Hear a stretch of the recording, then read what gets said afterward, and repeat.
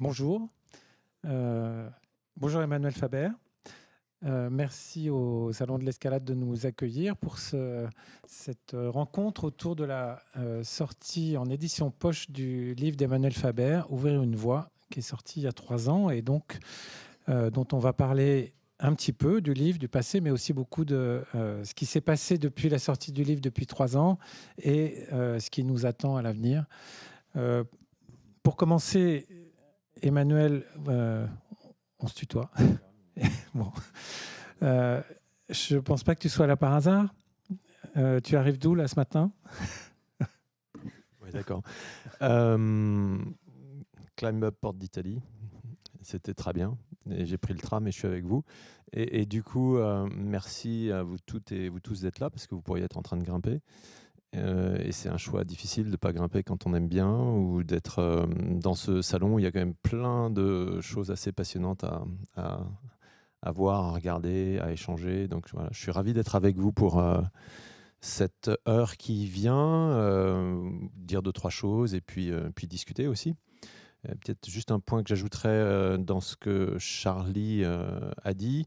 Ce livre, c'est donc l'édition poche d'Ouvrir une voie, paru chez Guérin, couleur rouge. Ce qui faisait partie des choses qui m'avaient convaincu à l'époque de le faire.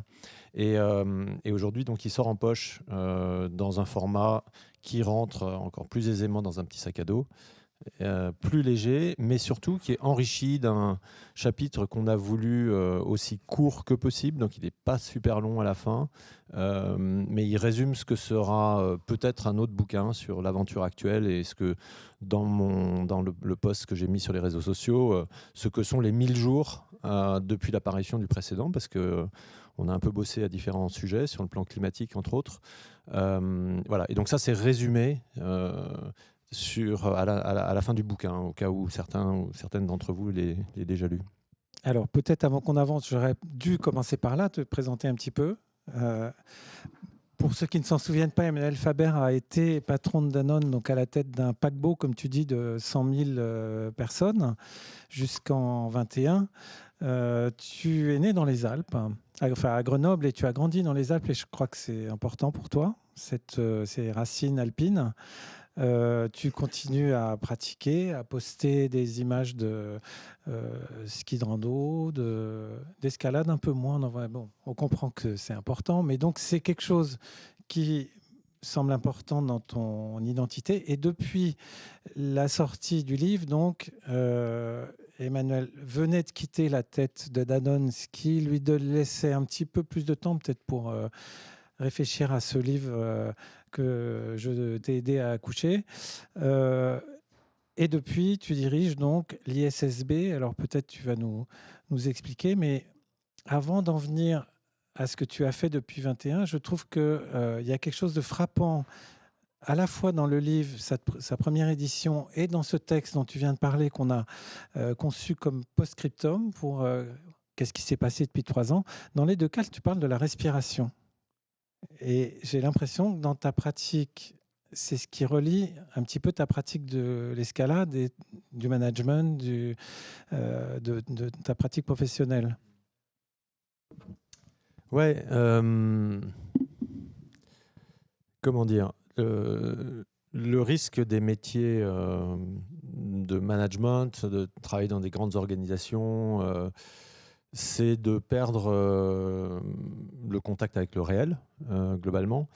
Parce que le temps est compté, parce qu'on a des réunions qui durent 7 minutes, parce que quand il y en a une qui se finit, il y en a une autre qui démarre, et puis ça démarre très tôt, puis ça se finit très tard, et puis il y a des décalages horaires.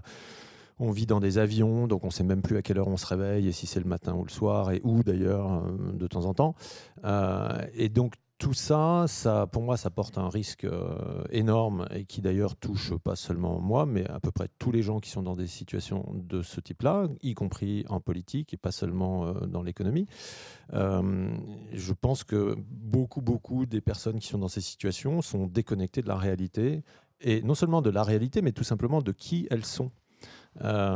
Et moi, pour faire ce lien avec ce que tu dis sur la respiration, la raison pour laquelle l'escalade a continué à tenir une place primordial, vraiment primordial.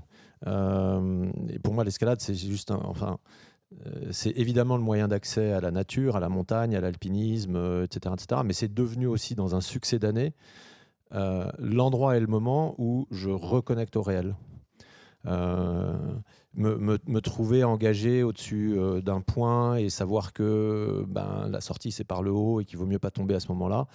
Je suis pas juste en train de réfléchir à un plan à 3 ans, à une stratégie de je sais pas quoi, ou déjà penser à ma prochaine réunion. Si je fais ça, je tombe.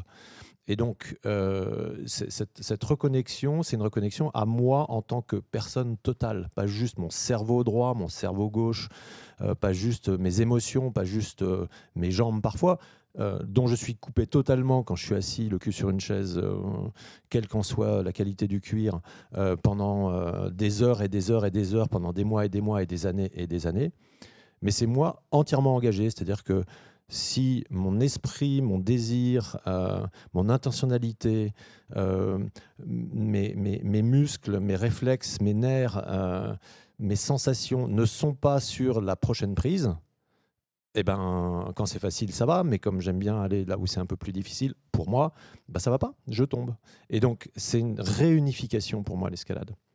Et la respiration, c'est pour ça que dans le bouquin, je démarre par ça, au cœur de la crise de Danone après le Covid et les activistes qui ont fait que je fais des choses différentes aujourd'hui, mais dans leur même prolongation. La respiration, pour moi, je sais pas comment dire ça, c'est le test de ça. C'est-à-dire que si la respiration n'est pas propre, rien du reste ne fonctionne. Ça ne veut pas dire qu'elle est toujours parfaite, elle ne l'est jamais. Mais en effet, moi, que ce soit dans un ascenseur pour annoncer un gros plan de réorganisation à France 2 qui vient faire du direct, qui est venu en poussant directement au bureau chez Danone en plein Covid, donc il n'y a personne sauf moi au 3e étage avec une petite équipe, et je décide de descendre pour faire du direct sur un plan de réorganisation dont je sais qu'on est en train de qu'il est vraiment en train de mettre en danger ma capacité à continuer comme on l'a construit pour plein de mauvaises raisons. Dans l'ascenseur, la seule chose qui m'importe, c'est comme avant un pas compliqué en grimpe ou un pas engagé, c'est la respiration. Et du coup, l'escalade devient une espèce d'hygiène de vie pour moi parce qu'elle me reconnecte à la totalité de ce que je suis, pas seulement ma tête, mais tout le reste. Et de nouveau, inspirer, expirer, respirer, c'est le succès d'année à chaque instant de ça. Voilà. Alors, il y a des illustrations très, très concrètes dans le livre de ces moments d'escalade, puisque tu racontes l'ouverture d'une voie. C'est pas juste une métaphore. Tu as participé à l'ouverture d'une voie en Corse avec Arnaud Petit. Tu racontes des moments en montagne très intenses, d'escalade, de randonnée à ski, une séquence au Ventoux en hiver. Donc il y a vraiment quelque chose de très concret dans le livre.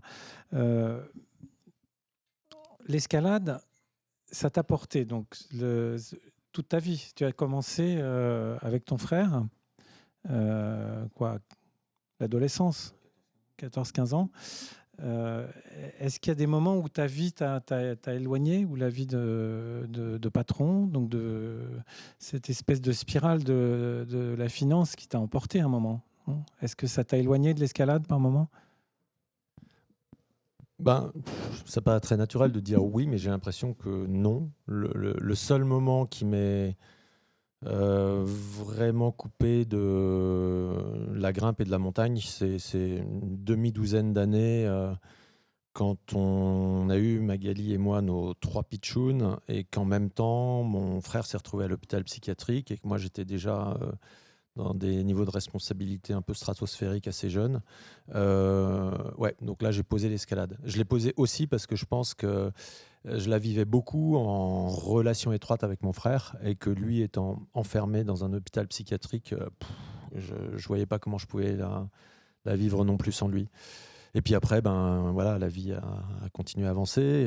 Et d'ailleurs, j'ai regrimpé avec lui quand ça allait mieux à certains moments. Donc il y a eu ça. Mais juste pour dire ce que tu dis sur la question la question de est-ce que ma vie de folie a fait que je me suis éloigné de l'escalade, non, je l'ai toujours gardé. C'est-à-dire que partout, pas partout, mais je sais pas, il y a 20 villes dans le monde dans lesquelles j'ai des abonnements à des salles d'escalade, à Tokyo, à Singapour, à Montréal, à Francfort, quoi. Ah non, c'est pas chic du tout, ah non, c'est très con. Mais c'est juste ce qui me permet d'avoir des copains pour aller grimper, y compris d'ailleurs mes équipes qui savent que je grimpe et qui, du coup, depuis que je suis chez Danone, d'ailleurs, les plus jeunes venaient et disaient ah, est-ce qu'on peut grimper avec Emmanuel? Il vient cette semaine-là, je sais pas quoi, et du coup, on sort. Et on vit des trucs ensemble qu'on vit évidemment pas quand on est le cul sur une chaise, quoi. Donc, non, et juste pour finir, et peut-être pour dire que donc moi je vais à Davos la semaine prochaine. J'y vais avec mes skis de rando. La première fois où j'y suis allé dans mon nouveau rôle, c'est ce qui est d'ailleurs raconté dans le chapitre, enfin ça démarre je crois à peu près ça, le chapitre, le post-scriptum.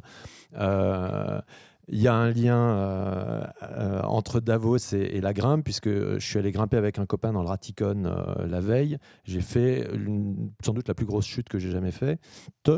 Et j'ai fait Davos, par miracle d'ailleurs, mais entièrement sur béquille. Et donc...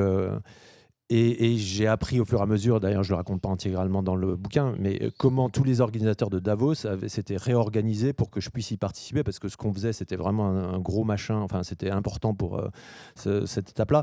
Et donc d'une certaine façon, la grimpe est rentrée par cet incident, pour pas dire un petit accident, quoi, à l'intérieur même de plein d'autres processus, parce que j'étais en béquille et du coup forcément on discute, quoi. Voilà, donc la réponse est plutôt non. Et alors, on va revenir à ce qui t'a amené ou ramené à Davos. Mais d'abord, je voulais poser une petite question. Qui, parmi vous, grimpe? D'accord. Bon. On sait à qui on parle. D'accord. Qui, parmi vous, se soucie du climat? Bon. On est plutôt dans le bon endroit pour parler.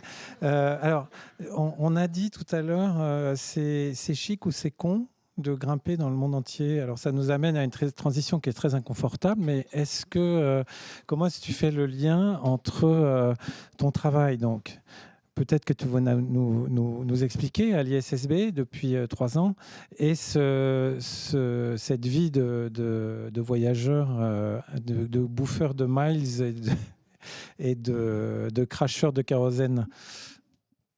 Oui. Bon, il y aurait peut-être pour les questions, parce qu'après vous avoir barbé avec nos propos préliminaires, on va, j'espère, dialoguer. On peut reparler de la question des voyages, de la décarbonation et tout ça, parce que je pense qu'elle n'est pas contournable. Si ça, je peux évoquer la pratique que j'ai essayé d'en développer pour que ça n'ait pas complètement pas de sens. Ce qui est difficile, c'est de nous atteler, comme on le fait en ce moment, à des sujets qui sont mondiaux sans voyager. Ça, c'est très compliqué. Et donc, j'ai concédé le fait de continuer à voyager beaucoup pour des raisons que j'estime aujourd'hui largement meilleures que précédemment pendant 20 ans, mais en essayant de rester extrêmement vigilant sur ce que je fais de ce point de vue-là. Donc, qu'est-ce que je fais en 2 mots? On va repartir un peu du début en restant court, j'espère. Moi, je suis parti en prépa après mon bac à Gap, puis je me suis retrouvé à Paris parce que j'avais de bons résultats, et j'ai fait de la finance et de la stratégie parce que je me suis aperçu que quand j'étais à HEC ici, là, je me suis aperçu que la finance, c'était à la fin des années 80, beaucoup d'entre vous étiez très jeunes, voire pas nés, mais c'était très clair que la finance allait prendre le pas sur l'économie, et moi je voulais être du bon côté du manche et je voulais comprendre à quoi ça servait et comment on pouvait la transformer. Donc je suis rentré là-dedans. À 26 ans, j'ai publié un premier bouquin qui s'appelait Main basse sur la cité, qui était assez radicalement engagé en défaveur du modèle. Et puis j'ai continué, on m'a donné des responsabilités assez vite. Voilà. Et puis il y a 10 ans ou un peu plus, j'ai publié un bouquin qui s'appelait Chemin de traverse, qui racontait, et d'ailleurs dont le sous-titre est Vivre l'économie autrement, et qui, au travers de plein de choses qu'on a faites avec mes équipes et avec plein d'autres gens, montre qu'il est possible de faire des choses autrement. Moi, je ne crois pas qu'il y ait un système. Je pense que le système, c'est nous. C'est comme quand il y a un embouteillage. On n'est pas dans un embouteillage, on est l'embouteillage. Et donc, on a chacun notre petite part. Il n'y a pas de fatalité. Et tout ça, ça m'a poussé au fur et à mesure que j'étais nommé directeur financier, assez jeune. Et puis ensuite, je suis parti en Asie. J'ai travaillé 4 ans basé en Chine, sur toute l'Asie. Puis ensuite, j'ai pris la direction générale. J'étais au conseil de Danone depuis l'âge de 35 ans. Je l'ai quitté à 50 et quelques, donc j'y ai passé plus de 20 ans. Donc je vois assez bien comment fonctionnent les rouages de la finance, de la gouvernance des grandes boîtes et quelles sont les marges de manœuvre. Du coup, ce que moi j'ai vraiment essayé de faire en particulier quand on m'a proposé en 2014 d'être patron de Danone pour succéder à Franck Ribou, lui-même fils du fondateur, j'ai pas dit oui tout de suite. Je suis parti en montagne et grimpé. Et j'ai passé 3 semaines dans le Queyras, dans l'Ubaye, le Viso et tout, à bien me poser, pas réfléchir à ça. Et puis, de temps en temps, en refuge, à me dire, est-ce que vraiment je suis prêt à faire ça et pourquoi je vais l'accepter? Pourquoi? Est-ce que c'est juste pour multiplier encore par 2 ou 3 mon salaire, dont je savais déjà plus quoi faire, pour prendre encore un peu plus l'avion, pour avoir encore un peu plus de stress, ou de la gloire, ou du pouvoir, ou quoi? C'était quoi là, les motivations? Et je me suis dit que j'allais dire oui, mais à une seule condition, c'était d'aller au bout du projet de Danone, qui avait été posé 60 ans avant, et qui disait, ou 50, pardon, un double projet économique et social. Et à l'époque, on ne parlait pas encore d'écologie. Et donc, on a mis ça on a rajouté l'écologie et l'environnement dans cette équation. Et on a commencé à faire des trucs, et on est allé très, très, très loin, puisqu'on est allé jusqu'à publier des résultats comptables ajustés du coût des émissions complètes, y compris l'agriculture en amont, le packaging en plastique en aval, etc. Le coût complet des émissions de carbone de Danone, publié par la première multinationale et la seule toujours à l'avoir fait à l'échelle mondiale. Donc ça, c'était ma ligne à moi, c'était montrer qu'il est possible d'ouvrir une voie dans l'économie tous les jours qui fait doucement, doucement tourner les choses. Bon, l'aventure s'est arrêtée le 15 mars ou 14 mars à 22 h, un dimanche soir, et je me suis retrouvé libre de faire ce que j'avais envie de faire. Donc je me suis dit, je vais grimper, je vais faire de la montagne, j'ai plein de trucs en ski de rando que j'avais pas eu le temps de faire depuis des années et des années. Et en fait, je me suis fait rattraper par la patrouille qui passait par là à la COP26 à Glasgow en 2021, en octobre, parce que les autorités financières mondiales ont décidé de créer un système comptable qui rende compte des questions climatiques, mais pas seulement du climat, sur d'autres sujets de durabilité. Et ils m'ont approché pour le diriger, pour démarrer ce truc-là. Bon, voilà. Je n'ai pas réfléchi très longtemps. J'ai dit oui, on y est allé. Et donc, on est 3 ans plus tard, exactement 3 ans plus tard, c'était en décembre. Enfin, à vrai dire, j'ai démarré début janvier 2022, donc on est début janvier 2025. On a recruté 300 personnes, ouvert 10 bureaux, et on a produit déjà 2 normes comptables, une norme fondamentale, plus un langage lié au climat qui, globalement, permet de repérer les risques, les opportunités et les impacts des entreprises sur des choses comme l'environnement, le social, la nature, la biodiversité, la déforestation, l'eau, etc., etc. Je ne vais pas faire long maintenant, donc je vais m'arrêter, mais c'est pour dire, c'est ça qu'on fait depuis 3 ans. Dans le bouquin précédent, je m'arrêtais, puisqu'on l'a publié juste après la COP26, je m'arrêtais, il y a un épilogue, je crois, sur le moment où l'annonce de ma nomination a lieu, le 16 décembre 2021, et je dis, le créneau météo entre le Covid et le changement climatique est très très court, on a au maximum 10 ans. Ce que je peux dire, et que je dis un peu dans cette post-face ici, ce post-scriptum, c'est que c'est allé en fait beaucoup, beaucoup plus vite que je ne le pensais, que tout le monde le pensait. plein de gens pensaient que c'était impossible. Un grimpeur sympa à la Commission européenne que je connaissais, enfin un gars qui fonctionne à la Commission européenne, a posté en disant voilà, c'est minimum 8B pour arriver à sortir cette histoire-là à l'échelle mondiale. Bon, on est 3 ans après. 60 pays sont engagés dans le dispositif, sont en train de mettre en œuvre, en plus de ce que fait l'Europe à côté. Donc c'est allé à une vitesse absolument invraisemblable. Et je dirais heureusement, parce qu'avec ce qui est en train d'arriver là, la météo se bâche quand même très très très sérieusement, ça ne vous aura pas échappé, à la fois sur la question des risques climatiques, mais aussi sur la façon dont, à l'échelle politique, il y a assez peu de monde pour continuer à s'en occuper sérieusement. Et donc on va rentrer dans une deuxième longueur de la voie qui va être un peu plus complexe. J'ai encore 2 petites questions et après on vous passera la parole pour tous ceux qui ont des questions. Mais tu as donné un chiffre qui, moi, m'a rendu les choses très concrètes. Tu as parlé de 4 000 milliards de dollars. Donc, qui serait en gros le gain du travail que tu es en train de faire à l'ISSB. Ouais, annuel. Ouais. Oui, en fait, la capitalisation boursière mondiale, la somme de la Bourse de Paris et toutes les autres, c'est 400 000 milliards. Le PIB de la France, c'est 3 000 milliards, donc 400 la capitalisation boursière. Et ce qu'on essaye de faire, on a un seul objectif. On essaye de faire en sorte que le langage comptable qu'on a développé, paracomptable, cet algorithme sur le climat, mais pas que sur le climat, qui vient se clipser sur la comptabilité internationale, désormais dans les 2/3 des pays de l'économie mondiale, même si ça va mettre 2, 3, 4, 5 ans avant d'être complètement embarqué, bien entendu.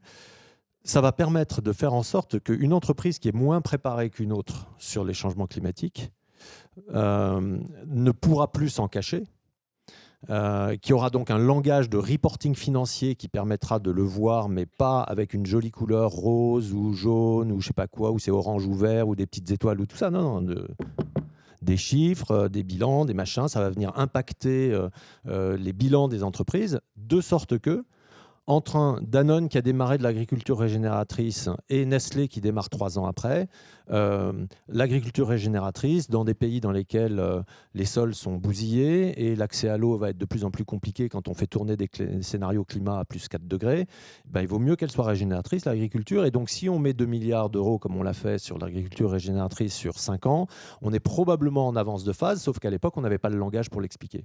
À partir du moment où on a le langage pour l'expliquer, ça veut dire que les capitaux vont être alloués et le prix auquel ils vont être alloués, ça coûtera plus cher à Nestlé de lever de l'argent qu'à Danone. Donc vous créez un avantage concurrentiel qui fait que, avant même de penser à vos valeurs ou à du politique, simplement en termes d'économie, vous déplacez les capitaux.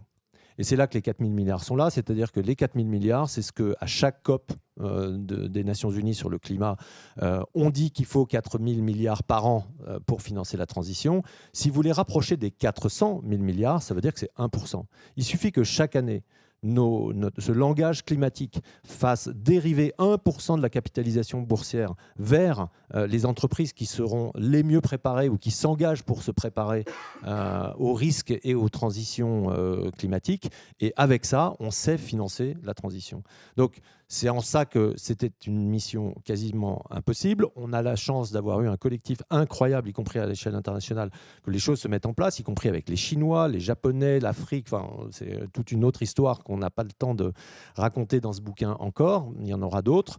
Mais qui fait que...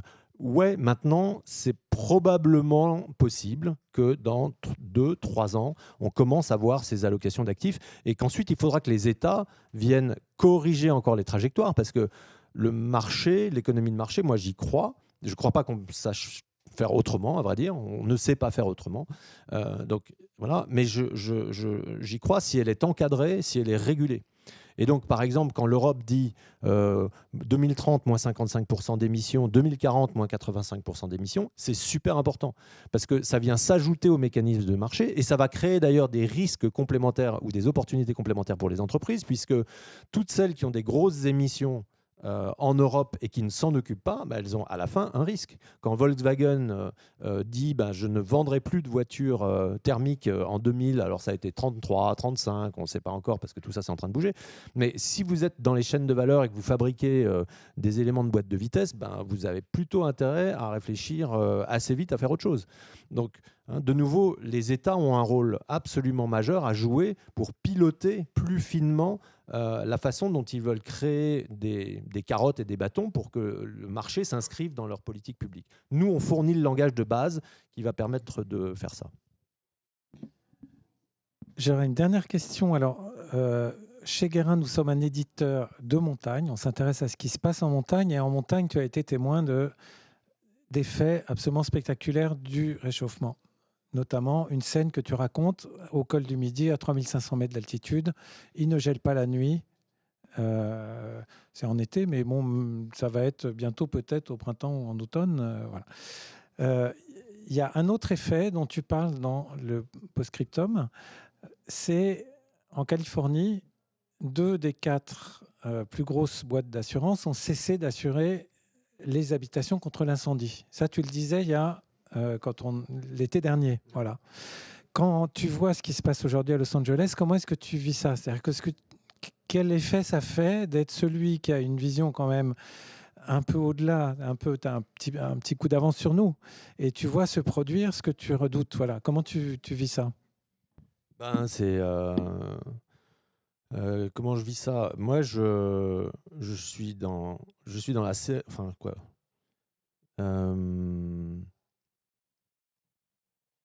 je sais pas comment dire ça. Moi, je vis de l'angoisse climat. Je la vis encore plus que quand je devais m'occuper de plein d'autres choses en parallèle chez Danone, puisque je ne fais plus que ça. Et donc, quand je me lève le matin à 5 heures pour relire des projets de normes et modifier les normes chinoises qui sortent, etc., j'ai juste à côté de moi la revue de presse tous les jours de toutes les merdes qui sortent sur le plan climatique partout dans le monde. Et c'est peut-être que c'est parce que j'ai des lunettes différentes, parce que justement par mon contact avec la nature, avec l'agriculture pendant des années, etc., et tout ce que je continue à vivre en montagne avec des copains et tout, j'ai peut-être une acuité différente de celle des gens que je croise à Davos en moyenne. Davos, Forum économique mondial. Pardon, j'ai ellipsé ça tout à l'heure, mais le résultat des courses, c'est que quand on aura mis les lunettes qu'on est en train de travailler sur la comptabilité mondiale, y compris celle des États d'ailleurs, et celle des banques et de la supervision bancaire, on va voir des choses qu'on ne voit pas aujourd'hui, qui apparaissent de façon évidente. Alors la Californie, on le voit. Aujourd'hui, les assureurs ne savent plus assurer ces risques-là. Les 2 plus gros. La Californie, c'est quand même le même PIB que l'Allemagne, quoi. C'est la 6e économie mondiale. Hein. C'est pas le Kenya. Donc, Kenya qui prend nos normes climatiques, qui a décidé de prendre nos normes climatiques. La Californie aussi est en train de les prendre malgré Trump, d'ailleurs. Et elle les prend parce que ça brûle. Parce que le seul moyen, c'est justement de repérer où sont les risques et de les traiter. Et quelles sont les opportunités économiques de trouver d'autres solutions. Donc, oui, derrière ça, non seulement ils avaient décidé, j'étais à San Francisco le jour où ça a été annoncé en 2023, qu'ils sortaient de l'assurance incendie et dégâts des eaux, mais l'été dernier, ils ont cessé de renouveler même des polices d'assurance. C'est-à-dire que des gens qui avaient emprunté de l'argent pour acheter leur maison ou la construire, et qu'on ne pouvait pas emprunter de l'argent pour une maison si elle n'est pas assurée, ne sont plus assurés. Et il y a 100 000 personnes qui sont en faillite liées à ça. 100 000 ménages. In fine, qui va payer à part les politiques publiques? Et ça viendra d'éliter de la démocratie un peu plus et un peu plus. Mais je prends juste un autre exemple du coup. Moi, mon bureau pour l'ISSB, le bureau principal est à Francfort. C'est pas très loin du Rhin. Le Rhin, ça fait 3 étés de suite, 2022, 23, 24, qui a des effets de chaleur, pas tout à fait de canicule, pas toujours de canicule. Les glaciers ont surfondu, ils fondent moins vite qu'avant. L'évaporation de l'eau, compte tenu de la chaleur, elle est là. Le pompage agricole, il augmente et donc il pompe. Le résultat, c'est que le débit du Rhin baisse tellement l'été en Allemagne qu'on est obligé de couper la circulation des barges. Or, c'est le fleuve qui a le plus de débit en Europe et qui alimente Rotterdam, qui est le premier port d'Europe avec toutes les importations qui viennent de Chine, qui vont, je sais pas quoi, en Argentine, etc., etc. Importation, exportation. Résultat, on fait venir des barges d'un peu partout en Europe qui ont 3 fois moins de tirants d'eau pour que ça passe. Et pendant ce temps, les stocks attendent. Donc moi, je suis à 2 pas de la Bundesbank à Francfort et de la banque de la BCE. Et j'ai dit à la fois à la BCE et au gouverneur de la Bundesbank, avec qui on travaille souvent, qu'il était pour moi super important que dans leurs alertes d'inflation, ils introduisent un facteur qui n'existe officiellement pas, qui est le climat. Parce que quand il y a des stocks partout et qu'en attendant, il faut financer l'endroit où vous stockez tout un machin là, qui attend 3 semaines que des petites barges viennent le chercher, qui paye la location qui est là. Et puis en même temps, les pénalités de retard parce qu'il y a des chaînes de construction automobile, de packaging, etc., qui ne tournent pas parce que tout ça est stocké sur le Rhin. Donc les pénalités, comment est-ce qu'on fait? Les chaînes de valeur où il va falloir au contraire, pour rattraper du temps, il va falloir recruter de la main-d'œuvre en heures supplémentaires pour essayer de livrer en catastrophe tout ce qui a attendu pendant 6 semaines. Tout ça, c'est de l'inflation. Ça coûte cher. Il a fallu 3 ans, mais l'été dernier, pour la première fois, la Bundesbank a inséré dans les facteurs positifs d'inflation de ces alertes le climat. Donc, de nouveau, je prends cet exemple qui est bien moins illustratif que tous les incendies qu'on voit sur nos réseaux sociaux, là, pour dire que le changement climatique a un impact sur nos économies dont pour l'instant nous n'avons pas les moyens de mesurer à quel point c'est déjà le cas et le niveau de dépendance qu'on a, nous, économiquement, à l'égard de ce changement. Alors, moi, j'aurais encore 1000 questions qui me brûlent les lèvres, mais le jeu, et je pense que vous êtes tous impatients de poser des questions, donc on va maintenant vous laisser la parole pour poser vos questions. On a quelqu'un qui vous apportera un micro. Donc ici. Bonjour, merci. Vous aviez dit que vous croyez à l'économie de marché. Tu veux bien te présenter? Pardon, Nicolas. Merci. Enchanté. Vous avez dit que vous croyez à l'économie de marché, mais régulée. Est-ce que dans le cadre de votre mission là, ou de vos occupations, vous avez quand même réfléchi à une éventuelle autre voie que cette économie de marché? On entend parfois parler de décroissance ou autre, et vous avez tout de suite confirmé ce système, entre guillemets. Alors, pour moi, l'économie de marché ne veut pas dire la croissance. C'est autre chose. L'économie de marché, c'est-à-dire, c'est oikos nomia. Étymologiquement, nomia, c'est les normes, les règles, la façon de faire. Oikos, en grec, c'est le lieu. C'est-à-dire comment est-ce qu'on s'organise pour vivre là où on vit. C'est ça, l'économie. L'économie de marché, ça veut dire que si le voisin a inventé la roue, je ne la réinvente pas de mon côté, je ne planifie pas comment, je ne l'empêche pas de venir vendre ses roues. Au contraire, je me dis, waouh, génial, la roue, ça va être utile un jour, et je l'utilise. Ou dans sa grotte voisine, il a fait du feu, là, on craque des brindilles et on les refait. Et ça a un prix, et comment je fais? C'est l'échange, et c'est l'école qui passe le sel entre la vallée du Pô et le Queyras, et tout ça, quoi. C'est les échanges, c'est l'échange, y compris à des échelles extrêmement locales. Et c'est là qu'on est totalement aveuglé par ce qu'on a laissé se construire comme étant un système. Je vais vous donner un exemple. Pour moi, l'unité monétaire que nous utilisons, elle est une toute petite partie du réel. Elle ne voit pas la valeur des choses. Elle voit leur valeur comptable, économie monétisée avec ma carte bancaire, les virements et tout ce que vous voulez.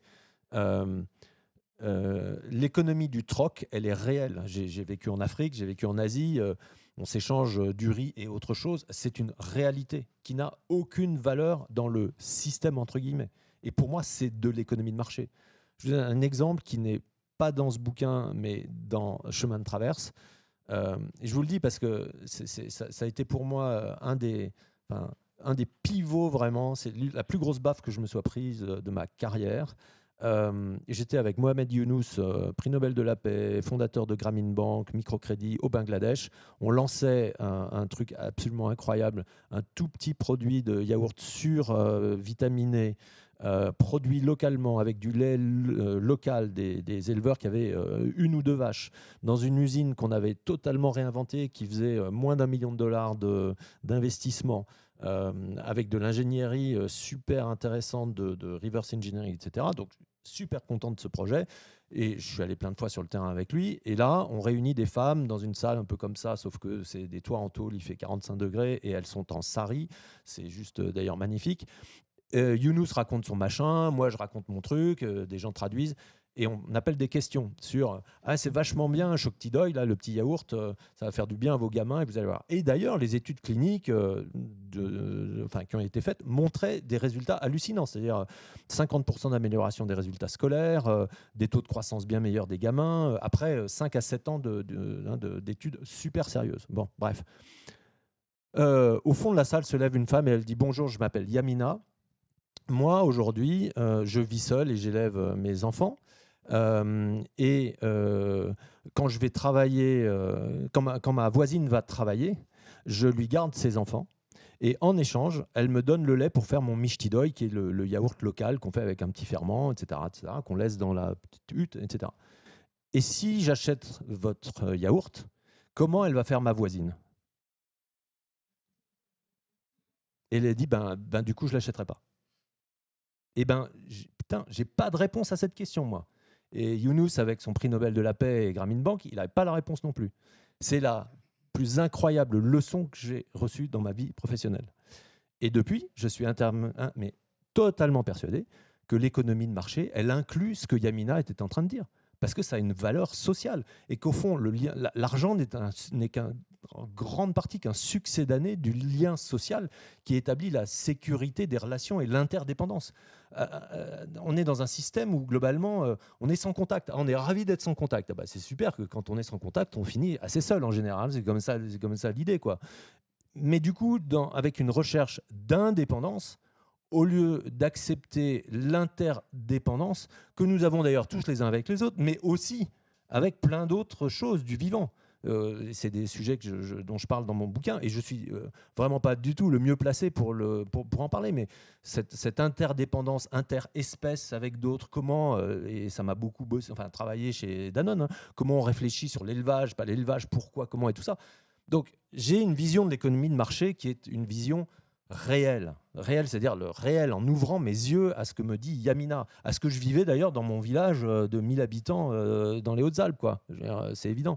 À ce qu'on a vu d'ailleurs pendant le Covid, quand les gamins ont commencé à jouer au foot dans les rues en se rencontrant entre voisins parce qu'il n'y avait plus de bagnoles dans les rues et que les écoles étaient fermées. Et que du coup, les parents descendaient fumer en bas, se rencontraient. Ah oui, vous habitez à côté, ça fait 4 ans qu'on est là, on ne s'est jamais vu, quoi. Et ouais, mais tout ça, c'est de l'économie. Simplement, ça ne se traduit pas en dollars, ça ne se traduit pas en taxes, mais ça, c'est un autre sujet. C'est pour ça que je pense que, pour moi, la question de la croissance, d'abord, de quoi mesure-t-on la croissance ? Et franchement, le PIB, c'est juste... il y a plein de choses à jeter là-dedans. Donc, moi, savoir s'il faut croître ou pas croître le PIB, ça ne m'intéresse pas. Et je l'ai dit publiquement, d'ailleurs, hein. Donc, pardon, ce long développement, beaucoup trop long, mais parce que je pense que c'est essentiel dans ma vision des choses, en tout cas, et dans mes engagements, c'est que l'économie de marché n'appelle pas la croissance du PIB telle qu'elle est définie depuis 70 ans de façon extrêmement grossière. Et le pilotage de la transition écologique, de la transition sociale, de la transition économique qu'il va falloir qu'on mette en place dans les 10 ans qui viennent, il va requérir des outils vachement plus précis que ça. Et il y a de l'espoir. Je vous cite 2 choses. L'INSEE à développer un concept, si ça vous intéresse, allez voir, de PIB ressenti, en allant découper tous les déciles de revenus de la population, au-delà de dire il y a 0,9% de croissance, bravo, etc., du PIB, décomposer le ressenti de cette croissance par la façon dont l'égalité de cette croissance se trouve dans les déciles de population. Et si vous êtes en train de piloter de la démocratie, qui fait qu'il y a tout le monde vote et pas juste forcément les gens qui sont les plus avantagés par le modèle économique, vous vous retrouvez donc à prendre des décisions où vous dites ah bah oui, il y a peut-être 0,9 de réel, mais le ressenti c'est -2. Et du coup, vous avez des outils de pilotage. L'INSEE a produit les premiers résultats. Allez voir, ça s'appelle PIB ressenti, c'est super bien.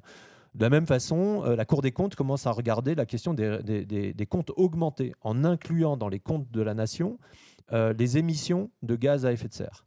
Alors le gouvernement ne comprend rien à ça, etc. Mais il y a des fonctionnaires, il y a des gens sérieux dans les administrations. À l'INSEE, il y a des gens incroyables qui ont cette vision-là. Et c'est pour ça que je dis il y a de l'espoir, quoi. Moi, quand je pense qu'on m'a... Enfin, je veux dire, quand en 2019, on a publié un résultat ajusté des émissions carbone, on était juste tout seul et on est en train d'aller vers ça. Voilà. Pardon. Une autre question?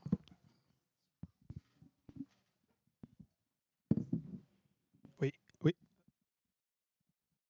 Ça fonctionne ou... Oui, ça fonctionne. Ouais. Un prénom? Okay. C'est Stéphano. Alors, je me présente pour introduire ce que je vais dire. C'est Stéphano. Là, maintenant, je suis propriétaire directeur de salle d'escalade, mais j'étais avant dans le domaine de l'exploration minière, des métaux de base et des terres rares. Alors, pour expliquer les métaux de base et les terres rares, on en a plein dans nos voitures, dans nos téléphones. Métaux de base, c'est le plomb, le cuivre, enfin, tous les câbles électriques, ce microphone, c'est plein de métaux de base. Les terres rares, c'est des métaux rares qui sont dans les batteries et dans plein de choses. Et c'est un des ressources de base pour le développement économique du futur. Parce qu'on shift d'une économie basée sur le pétrole, enfin, je fais de grandes lignes, mais si on développe des batteries, ça sera des métaux et des terres rares. Alors, mon point, c'était plutôt si vous avez discuté du point sur tout un système, une législation qui fera en sorte et qui commence à faire en sorte que certaines entreprises peuvent être valorisées sur ce qu'ils vont faire et certaines d'autres qui n'investissent pas d'une manière, disons, raisonnable, ou voilà, on peut appeler comme on veut, ils sont, disons, pénalisés. Mais, alors ça c'est un point très intéressant, mais aussi très compliqué, parce que par exemple, je fais un exemple sur la rivière, le fleuve dont vous avez parlé en Allemagne. Si une entreprise, imaginons Volkswagen, je ne connais pas les détails, mais c'est pour comprendre tout le monde, il a un quota de voitures électriques qu'il doit vendre. S'il ne le vend pas, il rentre catégorisé comme, disons, mal, donc il devra payer des primes, enfin des pénalties et des choses comme ça.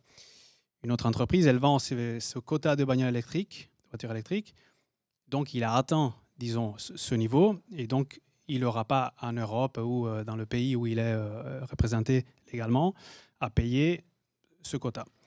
Par contre, probablement, l'entreprise qui a produit les voitures électriques en quota supérieur, elle a utilisé du coltan talate, des méthodes bases, qui a miné, que l'entreprise qui a vendu les batteries à cette grosse entreprise pour les construire, et les a minées au Congo ou en Afrique ou en Chine ou quelque part. Où là, ils n'ont plus d'eau, parce que pour une mine, c'est des quantités d'eau extrêmes. Moi, je travaillais au Pérou, c'était des montagnes entières et des villages, comme on l'a dit, en Haute-Alpes. Alors, dans les Alpes, on n'a plus de mines, mais la rivière en Allemagne, probablement, il ira mieux dans 5 ans, 10 ans. Par contre, au Pérou, le village, il est mort.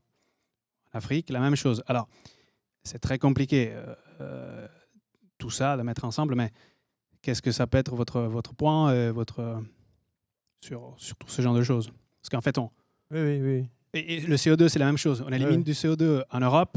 Par contre, les mines qu'on a eues en Chine et en Afrique, ça pollue presque plus que... Oui, bien sûr. Au niveau de la production de CO2 aussi. Oui, bien sûr. Oui.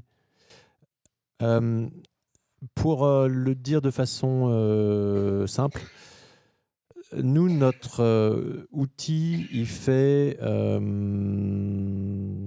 3 choses. La première, c'est qu'il ouvre tout le système de la comptabilité, la reconnaissance de l'activité économique de l'entreprise à ce qu'on appelle les chaînes de valeur. C'est-à-dire tout ce qui est en amont et tout ce qui est en aval. Donc les mines en amont, peut-être le recyclage du lithium et des batteries en aval. Donc vous ne comptabilisez pas seulement ce qui est dans vos opérations à vous, parce que vous distribuez la voiture, parce que vous la vendez, parce que vous en fabriquez des bouts, etc. Ce n'est pas seulement votre valeur ajoutée que vous comptabilisez, c'est vous regardez l'ensemble de ce qui se passe sur l'ensemble du cycle de vie du produit. C'est compliqué à faire, mais voilà. Donc c'est la première chose. La première et demie, c'est qu'on dit vous le regardez dans le court, le moyen et le long terme. Donc vous ne regardez pas seulement là au trimestre, quand vous publiez vos comptes, ou même l'année qui vient, vous regardez le moyen terme et vous regardez le long terme, ça peut vouloir dire 10, 15, 20 ans. Donc on ouvre l'horizon dans le temps et dans l'espace. Et une fois qu'on a fait ça, on dit vous faites tourner des scénarios. dont des scénarios climat. C'est-à-dire que sur tous ces espaces-là, vous faites tourner un scénario à 1,5, un scénario à 4, un scénario dans lequel l'Europe tient ses engagements et ça baisse de 80, un scénario dans lequel elle ne les tient pas, etc. Les scénarios qui vous semblent pertinents compte tenu de votre activité. Et après, vous rapatriez tout ça en langage financier. C'est-à-dire, vous publiez les effets escomptés ou actuels de ces risques sur vos comptes de résultats. C'est-à-dire que si vous avez un risque dans 10 ans d'avoir, de ne plus avoir accès à du lithium dans les altars de Bolivie, ça doit apparaître dans vos activités, dans ce que vous reportez. Si vous êtes en Afrique du Sud, qui est un pays dans lequel on discute beaucoup de l'adoption de nos normes en ce moment, et qui évidemment a beaucoup d'activités extractives, le coût de fermeture des mines et le traitement social du coût de fermeture des mines va apparaître dans les risques encourus par les entreprises lorsqu'elles ont accès aujourd'hui à ces matières-là. Voilà, donc j'essaie d'être à la fois simple et mécanique, mais il n'y a pas de réponse parfaite à cette question-là.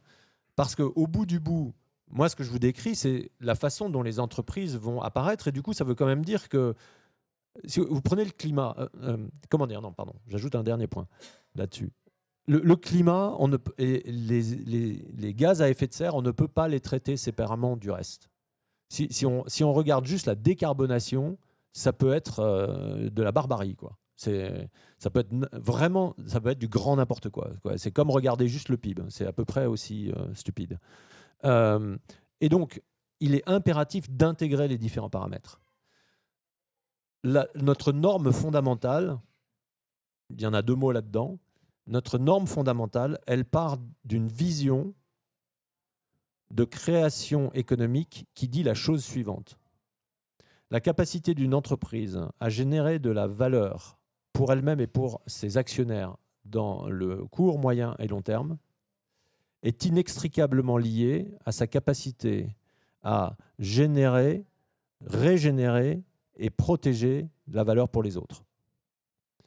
Et une entreprise et ses parties prenantes forment un écosystème interdépendant.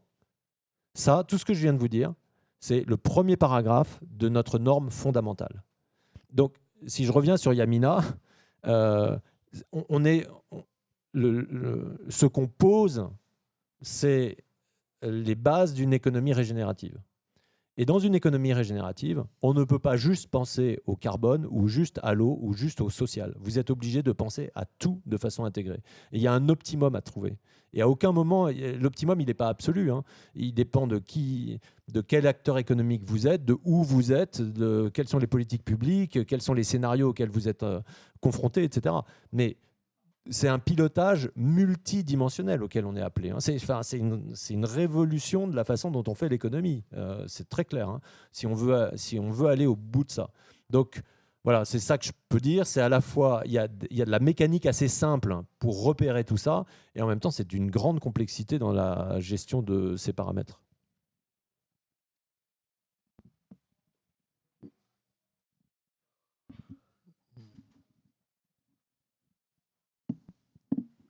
Bonjour, Nathalie, enchantée. J'avais une question plus de l'ordre du management, peut-être dans votre parcours Danone. Comment vous arrivez à garder la motivation des collaborateurs dans le sens où on est toujours tous face à la schizophrénie de « Ok, on fait des trucs super, mais c'est sur une partie infime de la grande part de gâteau qu'on produit au quotidien. » Donc, comment vous gérez cette schizophrénie-là dans le management des équipes?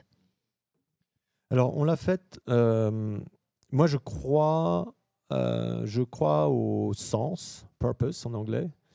Je pense que les gens qui ont...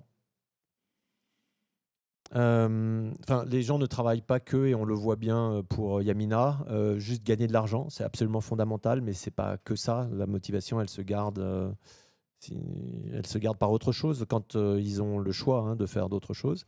Et du coup, je crois beaucoup au sens, et c'est ça qu'on a essayé de faire chez Danone, c'est-à-dire... la raison pour laquelle Danone est la seule grande entreprise à mission en France, ça a été, j'ai beaucoup poussé pour que les entreprises à mission existent dans la loi Pacte en 2019. Et on l'a fait parce que ça donne un cap, une étoile polaire à tout le monde. Et du coup, par rapport à cette question de ce qu'on fait bien, c'est une part infime par rapport à ce qu'on fait tous les jours, ça renverse la question.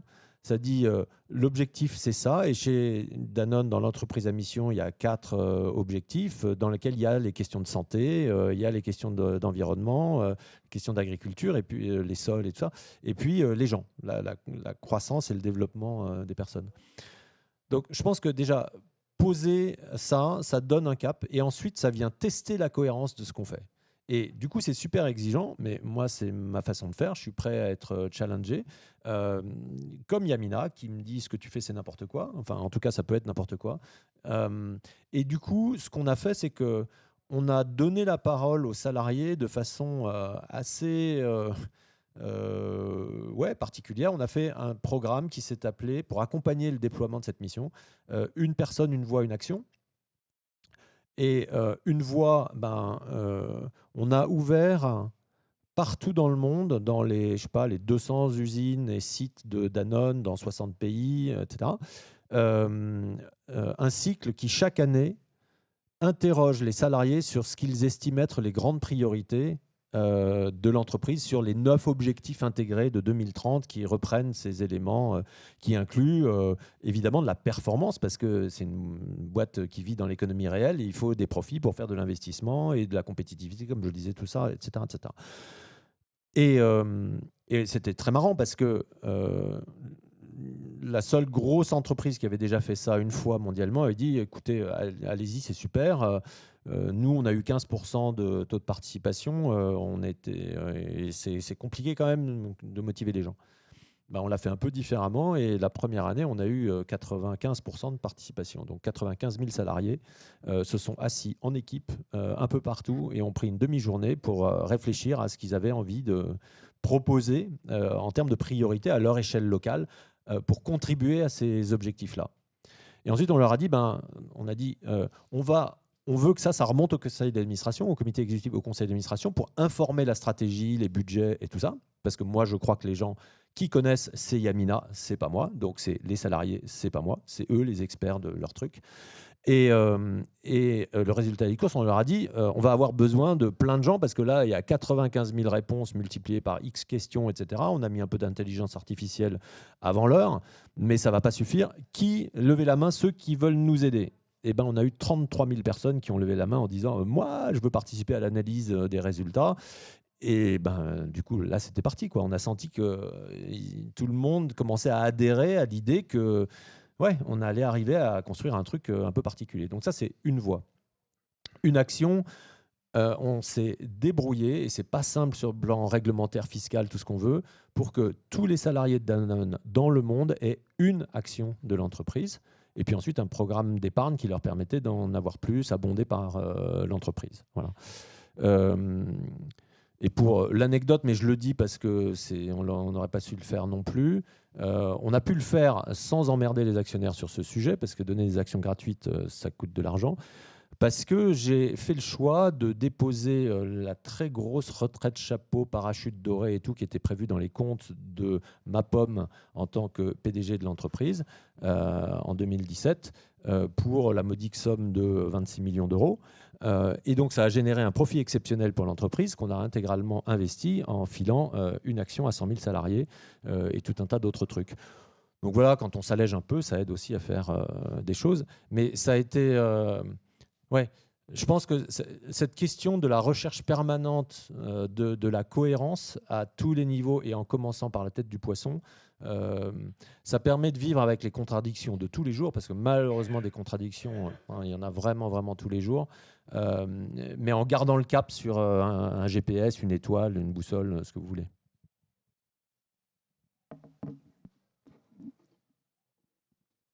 Encore une question? Bonjour, Nils, donc, enchanté. J'avais une question par rapport à cette norme de comptabilité. Quid de l'effet rebond, c'est-à-dire qu'on va donner des points à des gens qui font mieux, mais s'ils font beaucoup plus que ceux qui faisaient mal, finalement, au bout du compte, on a fait beaucoup. Je prends l'exemple de la lampe à filament qui disparaît parce qu'elle consomme trop. On met des LED, mais en fait, on met 1000 fois plus de LED qu'on mettait de lampe à filament, et finalement, on consomme 10 ou 20 fois plus. Et donc, on a aidé des gens. Comment on intègre le fait qu'il faut tout simplement faire moins, en fait? Sinon, on ne va pas y arriver. Hein. Ouais. Merci. Ouais. Moins, différemment, autre chose et plein de choses. Hein. Moins dans ce qu'on compte aujourd'hui, en tout cas. Très probablement. C'est là que les politiques publiques ont un rôle majeur que le marché ne peut pas réguler par lui-même.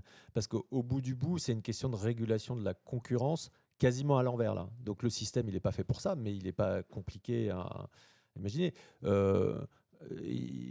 Votre camarade précédent a parlé de quotas. Oui, l'imposition de quotas sur les marchés du carbone, mais il y en a eu sur l'acier, il y en a eu sur plein de choses. C'est des façons de réguler l'offre et la demande. Les gens qui ont besoin de plus, ils l'achètent. Les gens qui font moins, ils ont un crédit, ils gagnent de l'argent. Donc si on met en place des quotas, ce qui nécessite du courage politique, et du courage politique, ça nécessite d'avoir une vision qui permet de montrer un chemin vers lequel on peut aller et à peu près crédible. Parce que quand on n'a pas de vision de ça, oui, c'est compliqué d'être crédible. Et du coup, c'est pas du courage, c'est de la témérité. Mais il y a besoin de courage politique pour poser, en effet, des choix qui consistent à ce qu'il y ait une forme de sobriété qui soit mise en œuvre à l'intérieur des politiques publiques par de l'incitation fiscale, réglementaire et tout ça. Enfin, la boîte à outils, franchement, je pense qu'il n'y a pas besoin de la modifier. Hein. C'est vraiment à quoi on l'applique et comment.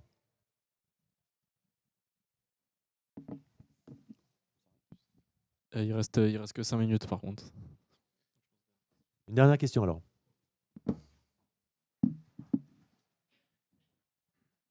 Bonjour, toujours sur cette norme comptable. Bonjour Christophe. Je voulais savoir, est-ce que vous avez une idée à R combien vous êtes et combien il vous reste de longueur pour arriver à clôturer ces normes et à les faire accepter à un plus grand nombre de pays? Oui, alors sur l'acceptation, je pense qu'on a fait la première longueur, puisque à l'exception des États-Unis, qui n'est pas une petite exception, les pays qui se sont engagés aujourd'hui à prendre ces normes et qui ont commencé à les mettre en œuvre représentent 80% de la capitalisation boursière mondiale. Donc 80% des 4 000 milliards dont je parlais tout à l'heure, ou des 400 000 milliards pour la capitalisation. Donc on y est, c'est hallucinant, mais j'aurais cru ça. On est juste 3 ans après on ait démarré. J'étais employé numéro 1 du truc, et on est 300 aujourd'hui à essayer de faire tourner tout ça. Donc voilà. Ensuite, la mise en œuvre, là, ça va être plus long, quoi. Hein. C'est-à-dire que il faut que les entreprises apprennent ce langage, qu'elles le rentrent dans leur système comptable. Il faut que les gens qui s'occupent de durabilité arrêtent de se battre avec les gens qui s'occupent de finance et qui travaillent ensemble, parce que s'ils ne travaillent pas ensemble, ça ne va pas le faire. Il faut que les conseils d'administration se rajeunissent un petit peu le gingin et qu'ils comprennent à peu près comment le climat ça fonctionne, parce que sinon, ça ne va pas passer non plus. Donc il y a vraiment tout un tas de choses. Seulement, désormais, ces normes établissent un langage qui vous permet d'avoir un avantage concurrentiel. Donc les entreprises qui vont s'en servir le mieux vont être celles qui vont gagner. Et comme je crois à l'économie de marché, je pense que les entreprises vont s'équiper, en tout cas en majorité, parce qu'elles vont détecter en quoi c'est un avantage concurrentiel d'utiliser ce langage et de l'utiliser bien.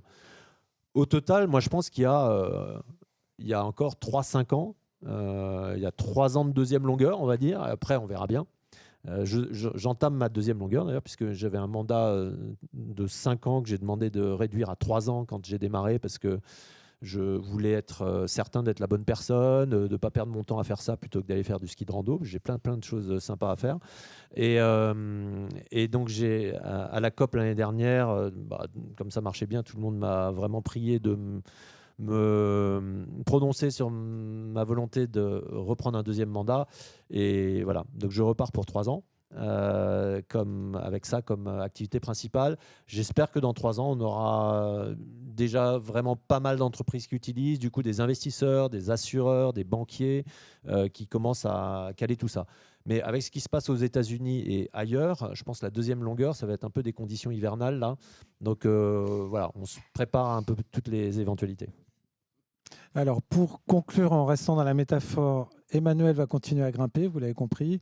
On aura peut-être d'autres projets ensemble pour toutes ces idées qui bouillonnent et qui sont, à mon avis, totalement indispensables. Elles sont déjà de façon très, très concrète racontées dans ce livre, parce que Emmanuel fait le va-et-vient entre ce qui vous concerne, l'escalade, hein, le fait physiquement de s'engager,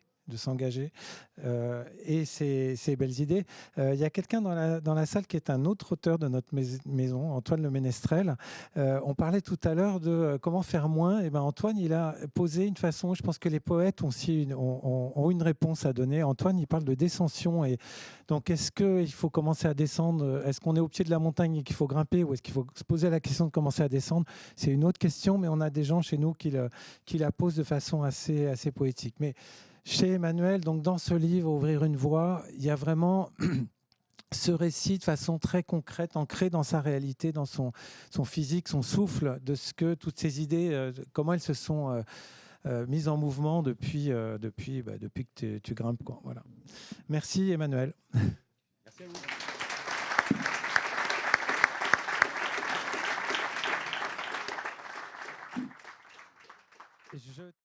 Je termine.